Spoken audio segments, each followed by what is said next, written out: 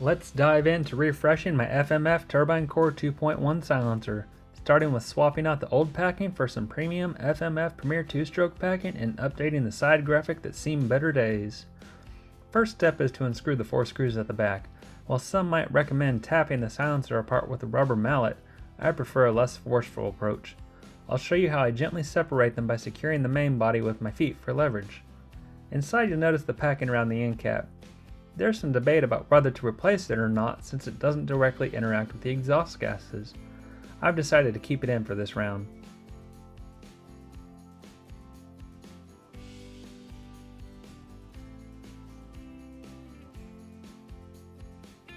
Now on to the FMF Premier 2-stroke packing, which comes at a higher price point.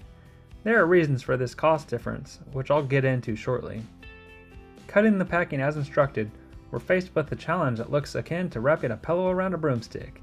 It seems a bit odd and messy at first glance, but after experimenting with some leftover packing, I discovered the outer layer easily dissolves at a low heat, allowing the packing to expand and snugly fit into all parts of the muffler for an optimal fill.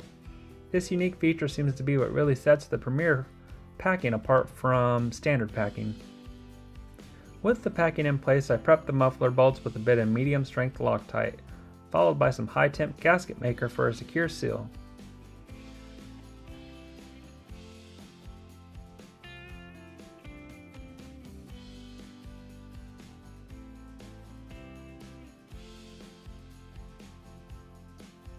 Any excess is wiped clean with isopropyl alcohol.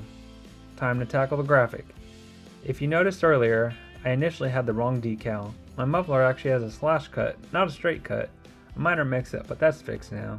And there it is, all set and looking good as new.